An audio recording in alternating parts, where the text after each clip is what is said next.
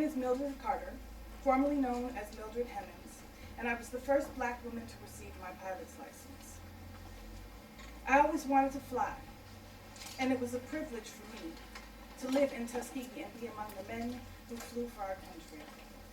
However, I wanted to be a military pilot myself, but the military wouldn't allow it. They would not allow an African-American woman to participate in combat, and I was repeatedly rejected in my applications. I always tell people that since I couldn't be a fighter pilot myself, I did the next best thing and married one. I met my husband, Lieutenant Herbert Carter, in 1940 at the Tuskegee School for Pilots. He was so handsome and smart, and I immediately took a liking to him. We courted for a long time. He would say, "Mikey," that was my nickname, "are you flying today?" I would say, "Of course," and we'd take a rendezvous point and fly side by side in the air. His plane was much better than the one that I flew, but we both knew that I was a better pilot. Our radios didn't work, so when we were in the air, we would just have to blow kisses to each other and sign to each other, and that's how we courted. Let's see. We were married in 1942, right after he became lieutenant. My husband was one of the original Tuskegee Airmen allowed into combat while I flew anxiously back in Alabama. It was disappointing not to be allowed to fight for my country. Herbert was supportive of my dreams and often comforted me. He says I was one of the unfortunate victims of bigotry and discrimination, and the Air Force just didn't know how much they were missing out on my crafty airmanship. I loved him dearly, and we were married for a long time and raised 3 beautiful children. Last year, or actually in 2010, February, 70 years after I received my pilot's license, I received a letter from the government declaring me a member of WASP, Women's Air Force Service Pilots, who had rejected my application on multiple occasions. They also issued me a medal that was inscribed the first woman in history to fly for America. By the time that medal came, I hadn't been flying for about 20 years due to a hip injury, though I still mentored the young African-American lady pilots of the Air Force, and I was still active in the push for equality. I had a good life, and I had stopped looking for validation from the military that had rejected me so long ago. I asked my husband, "What is this?" He told me, "They finally come to realize you made contributions too. Better late than never." I agree with him. I am proud of my contributions both to the African American history and women's history in the Air Force, and I am grateful for the life I've lived.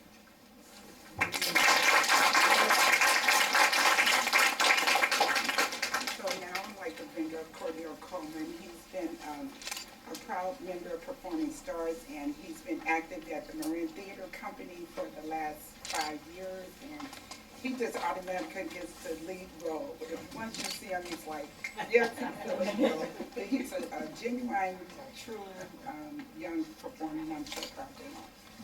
Cordell Coleman.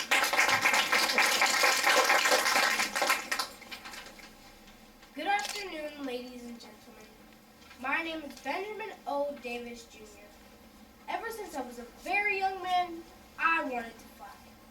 At the age of 13, I went for a flight with a bomb soaring pilot at Bowling Field in Washington, D.C.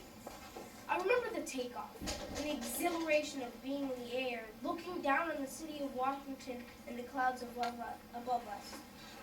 And I remember a sudden surge of determination to become an aviator. I consider determination to be one of the hallmarks of character, and it has served me well. 8 years after that flight, in 1932, I entered the United States Military Academy at West Point. I was determined to become an officer. At that time, official military sources stated that blacks were decidedly inferior, lacking in courage, superstitious, and dominated by moral character weaknesses. Because of my race, I was silenced by my peers for 4 years. No one spoke to me, and I spoke to no one, except in the line of duty. In spite of this, I graduated 35th in a class of 276. I went on to lead the 99th Pursuit Squadron, known today as the Tuskegee Airmen, and the 332nd Fighter Group awarded the Silver Star, as well as 8 other awards for distinguished services and eventually held the post of Assistant Secretary for Environment, Safety, and Consumer Affairs of the U.S. Department of Transportation. But getting there wasn't easy. Passing the test to get into West Point was the first hurdle, and I cleared that with no problem. I will never forget my first day at the Point. At first, I didn't realize that I was getting any special treatment. True, I was rooming alone in a large room designed for 2 or more cadets. The Commandant explained that roommates were voluntary and no white could possibly be asked to room with me. Yes, sir! I do not mind being in a room by myself, sir. But, sir, for 4 whole years? Yes, sir! I understand, sir.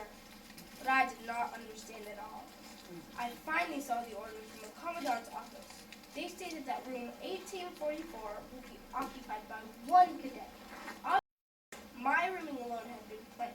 In fact, no white cadet had even been given the opportunity to refuse to room with me. I had much to learn about the academy.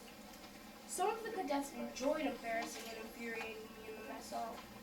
The correct procedure was to ask the Commandant to sit at his table, but many times I was told that the table was filled up, something that was obviously untrue. Sir, please, sir! May I be allowed to sit at your table, sir? Yes, sir. I will find another table. Sir, please, sir! May I be allowed to sit at your table, sir? Yes, sir. I will find another table. Sir, please, sir! It was embarrassing to have to double time around the mess hall looking for a seat. No one else had to do this. Every day, table assignments were posted on the board, then changed the next day because some cadets objected eating at the same table. But I just kept going. I was determined to succeed no matter what. Just when I thought I was getting along really well, the roof fell in. There was a knock on my door announcing a meeting. As I approached the assembly, I heard someone ask a question, and it became clear that the meeting was about me. I was not supposed to attend. The question used a word that isn't even said in polite society today. It is called the N-word because it is a part of a shameful chapter in our history. It represents something so hateful, so racially charged, it cannot be said without evoking terrible cruelty and disgrace. What, they asked, are we going to do about the nigger? From that day on, even cadets who had been friendly no longer spoke to me. In fact, no one spoke to me, except for in the line of duty.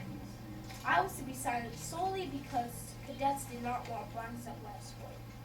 This cruel treatment was designed to make me buckle, but I refused to buckle in any way. I maintained my self-respect. What they did not realize was that I was stubborn enough to put up with their bigotry, stubborn enough to refuse to quit. Bigotry and maltreatment were a constant part of my life as a West Point cadet. In fact, my first application to the U.S. Army Air Corps in 1935 was rejected because no black units were to be included in the Air Corps. Such a shameful decision by the Army, only to serve to make my determination increase. Someday the Air Corps would let me fly, but I sat on for 6 more years, until one day in 1941. I received a letter from the office of the Chief of the Air Corps suggesting I be released from pilot training. The explanation for this change was that in response to political pressure for black participation in the war effort, President Roosevelt ordered the War Department to create a black flying unit. The black flying unit was later known as the 99th Pursuit Squadron and was based in Tuskegee, Alabama. I was to command this squadron. For the first time, I saw possibilities for a real military career. The decision to create a black flying unit was a major step towards equal opportunity in the armed forces, but there were officers in the 33rd Fighter Group who did not agree. One of them stated that the 99th had demonstrated insufficient air discipline and its operations as a team were not satisfactory. He said its formations had been disintegrated under fire, and that its pilots lacked aggressiveness. I was infuriated.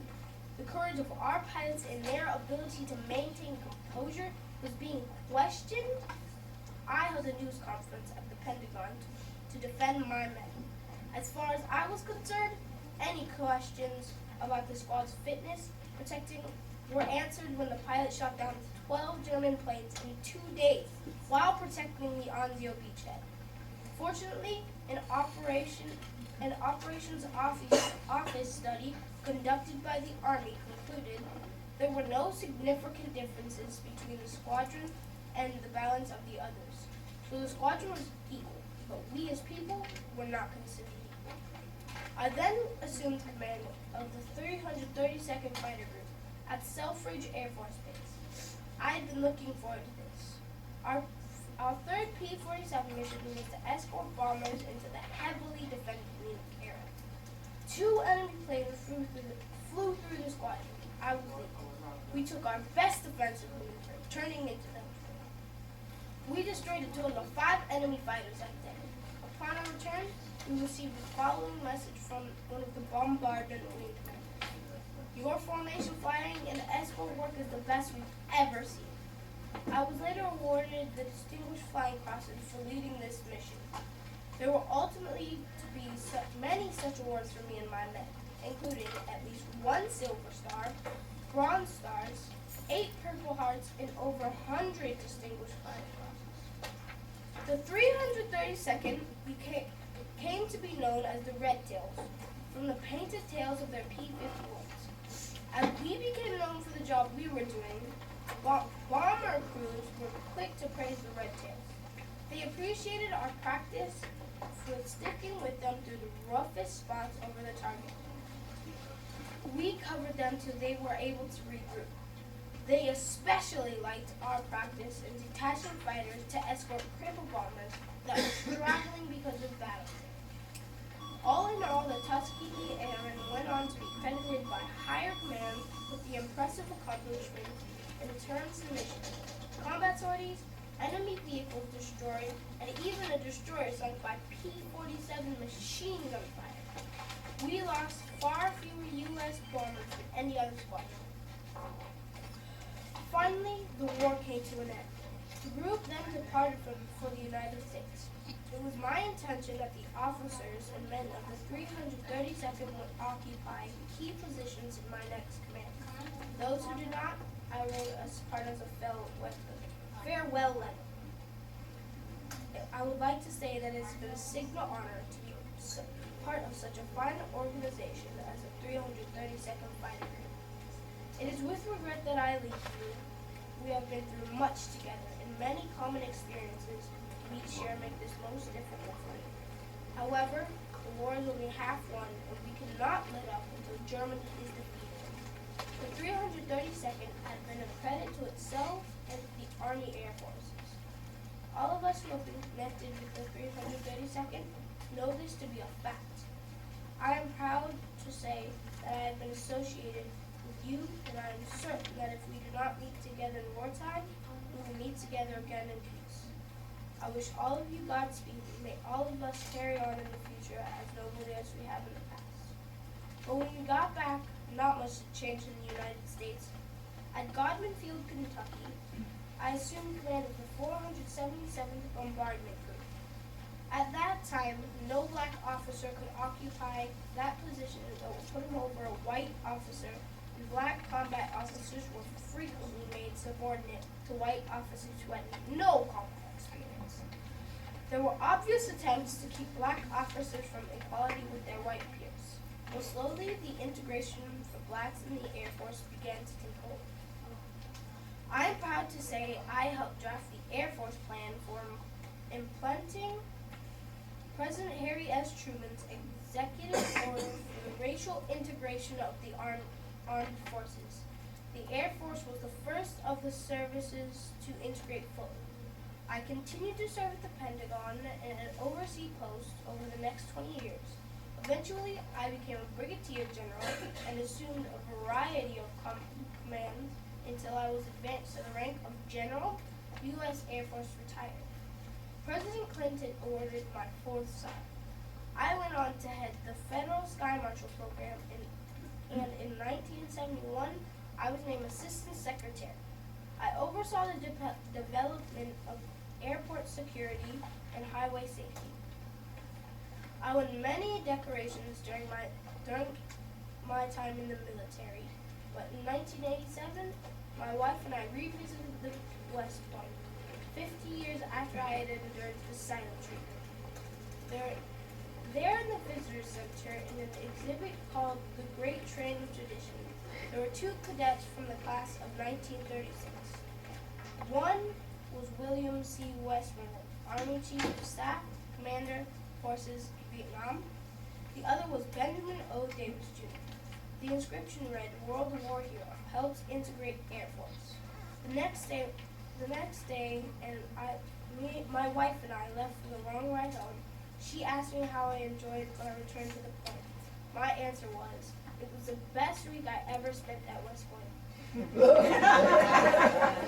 To all the men who are under my command, I say thank you for serving with courage, with honor, and with determination. It is a hallmark of character, and because of it, we help make this nation what it is today. Thank you.